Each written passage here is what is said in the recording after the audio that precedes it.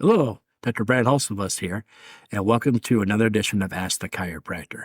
Ask the Chiropractor is my little podcast that I do. When someone has a question about chiropractic or chiropractic care, I try to answer. I'm a chiropractor here in Rockford, Illinois. I'm a proud graduate of Palmer College of Chiropractic, and I'm happy to be the team chiropractor of the Rockford IceHogs. Let's dive into it.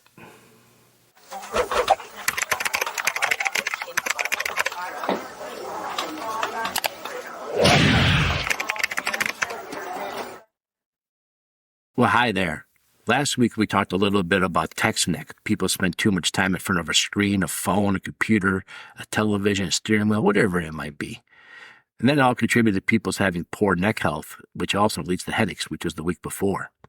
This week we want to talk a little bit about the best sleeping positions, because a lot of times people wake up and they tell me they have a stiff neck or stiff problems. So we want to address some of the situations you have when you sleep. You know, we've been here in Rockford, Illinois for a long time, and people wake up with back pain a long time in Rockford and come to my dad and my grandpa before me talking about, hey, what's the best way to sleep? How should I be sleeping? And, you know, it is frustrating because you go to bed, you wake up, you know, you can feel pretty good when you go to bed, but you might wake up and feeling stiff and feeling irritated. Like, what did I do during the night to make my back so bad?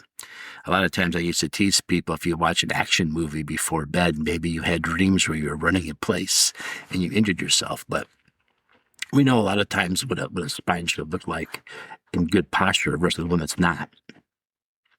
So let's talk about a posture of a good-looking spine. So if you were standing up straight and we're looking at you from the side, we notice your spine's got several curves. The spine would bow forwards in the neck, and the thoracic spine where your ribs out would bow backwards, and the lumbar spine would match the upper neck and bowing forwards. Now, the thoracic curve is one that we're born with. It's called the fetal curve. We're born off, we're kind of in a C shape before we're born, and then as we start to nurse and look around the world, we develop a neck curve. Then as we crawl and scoot around, our lower back kind of forms that lower back curve, and that's how we get our curves in our spine. And that's what a neutral-looking spine looks like. And when you're sleeping, you want to have that spine in that same position. A lot of times people maybe have their shoulders going one way, their upper back going another way. We really want to see the spine nice and neutral and nice and straight from the front to back view. If you got too much stuff going on, too many different situations in your mattress and your pillows, and your spine's twisted all over the place, well, that's going to put a lot of stress on certain joints and not on others, and tire them out and start having problems. I'll give you an example. If I sleep on my stomach, I got my head twisted and turned in order to breathe, and that's going to put a lot of stress on one side of my neck. I'm going to keep waking up with bad neck issues. But typically when my neck goes up like that, my other hip wants to move too, and it's not surprising to have lower back issues with that. If I'm sleeping at my side and I have my one knee over the other knee and my hips twisted in and my hips rolling forward or backwards, that starts creating a curve and a twist in my spine. And usually my upper back goes the other direction, and that's going to be a lot of stress on my spine. So we really like to talk a lot about different positions when you sleep. Now, ideally, a good way to sleep is flat on your back, and somebody can look at you to make sure you're not having those curves look the way they're supposed to. Now, if I'm on my side, that's okay, but we want to address the hip issue. We want to make sure that we don't have that one knee drawing over the other one. So a lot of times we can correct that by putting a pillow between our knees. And that pillow should be big enough that when your pillow's between your knees, your legs are nice and straight, right exactly at your hips. Not too big where you're spread open, or too narrow where you're pulling down and still twisting that hip. You want to keep it nice and neutral. And again, stomach sleeping is awfully challenging because you have your head all the way twisted in one direction in order to breathe. And a lot of times we don't want to go the other way. So we start to see weird twists and turns in the base of your neck, causing your hands to go numb. And last, we can also get some severe headaches. So stomach sleepers aren't always the best, not always the thing we're looking for. We want to see them sleeping on their side and the back and stuff like that. So the role of the pillow is to fill in the difference between the shoulder and the head. So if I am a side sleeper, my pillow should go right next to my head, not to my mattress. You see, every head, shoulder, and mattress are unique. So when people say, well, what's the best pillow to get? I don't know how to answer that because your head, shoulder, and mattress are unique. I often tell people, go get a whole bunch of pillows and try them out. Have somebody look at you and see if you're making a straight line or not. If you're not making a straight line, then the pillow could be the issue. So go buy a whole bunch of pillows, don't open them, lay on your bed, try them out and see how they do. I'm not a big fan of pillows that lose their shape. A typical pillow that loses its shape is one that's full of feathers or dow. I like a nice firm pillow so that way it doesn't lose its shape through the night. Now, if you're sleeping on your back, the same rule applies. Have somebody look at you. Make sure you don't have your chin all the way tucked in or you're looking all the way back. You should have the same posture as when you're standing. So its job is to keep you nice and straight. And if you sleep on your stomach, the pillow doesn't really matter because you're causing so many other things going on. It doesn't really matter. The other thing, too, is make sure that the mattress isn't too saggy. Make sure that this is not an old mattress where your hips are going down low because they have more weight than your upper back and you're not laying level. Somebody needs to look at you again. Make sure that you're making a nice, straight, horizontal line. All this twisting and turning can cause problems. And I want you to understand something, too, because we've had patients go through this whole spiel where they come and see me, they're having hot lower back issues, and they start buying new mattresses thinking that was the end-all, be-all.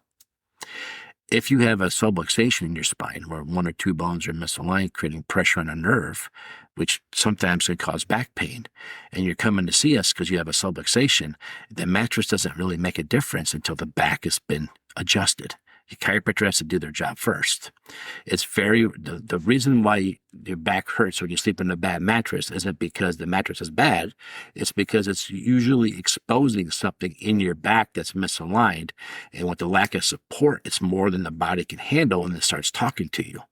So if you wake up with a bad back or every time you sleep on a certain mattress, you have a bad back, yes, the mattress could be bad, but in reality, the mattress is actually exposing the weakness you have. Otherwise, everyone who slept on that mattress would have the exact same problem because the mattress is the issue. The mattress is exposing the issue within your spine. So before you go out and start buying new mattresses and new pillows, thinking that's going to solve all the problem, because mattresses are not cheap, you should go to the chiropractor first, start having your spine evaluated, start getting under corrective chiropractic care, and then go look at mattresses because you don't want to go out and make the change while you're still trying to heal. So you want to hurry up and get adjusted. You have to imagine this. The bones are misaligned. There's stress. That's called the subluxation. The muscles around there tighten up to protect you is to make sure they don't get hurt more. During the day when you're sitting, walking, standing, moving around, there's still some motion in those joints. But when you're just laying still for 8 hours when you're sleeping, that stuff really locks up and really gets tight. A lot of times people will tell me, once I get up and moving around, I feel a little bit better. Well, you're breaking some of that tissue loose, that scar tissue, helping those muscles relax and starting to open up those joints. That's really what you're doing when you're walking and moving around. So it's very, very important you get these corrected and then start looking at the mattresses. Because people will say all the time, well, what's the best mattress for me to get? What's the best mattress? And here at Rockford, it's kind of funny because I've actually sat down with mattress salesmen because I don't really want to spend a lot of time talking about mattresses with each individual patient. So I go and I meet different salesmen at Rockford and I tell them what I like and don't like. And for whatever reason, that person never keeps their job. We've had companies close. We've had people switch careers. We've had people move. Other things come up. So here's the deal. When I look at a mattress, I like something that gives me the support I need, but not sleeping on a rock. So you want something medium to firm because you want the support. Now, in the old days, we had water beds. They were comfortable. Everybody liked them. They were soft, but they gave you no support and it made your spines worse. Sometimes a mattress, like let's say it's just full of memory foam, could be a little too soft. It might be comfortable at first, but it's a little too soft. You're not getting the support you need. Sometimes a bed mattress with just coils is too much. It's pushing all the time. You need to have a little bit of comfort. So I sleep on a hybrid. It's got the memory foam with the coils. It's both of them put together. So I like something with a good support. So again, getting a good quality hybrid mattress is probably a good way to go. But again, if your spine's misaligned, it doesn't matter. And again, why does my lower back hurt only in the morning when I wake up? Because your mattress is exposing the problem in your spine and not necessarily cause it. As if it caused it, that means somebody with a healthy back could sleep in your bed and get up and have a worse back the next day. So usually what it does is it exposes the weakness, the misalignment. And getting that chiropractic adjustment is going to help move it and help it get aligned. Because remember, when you don't move, that's when you get inflamed. If you watch a basketball game, they twist their ankle, they finish the basketball game, but the next day they're limping around because the inflammation won't come in until you stop moving.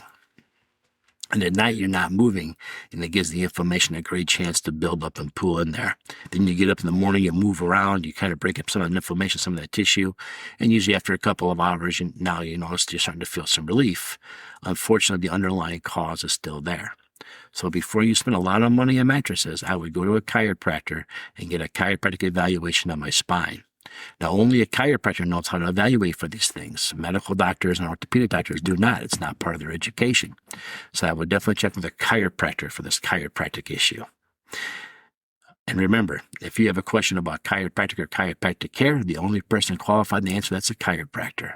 If you have a question for me, go ahead and leave a comment wherever you're watching and listening to this, and maybe next week you'll be their question of the week. Let's come back next week and talk a little bit about lifting, bending, and twisting. Maybe that's part of the issue, right? Let's talk about how people lift, bend, and twist. We'll come back next week, talk more about that. Thanks for tuning in.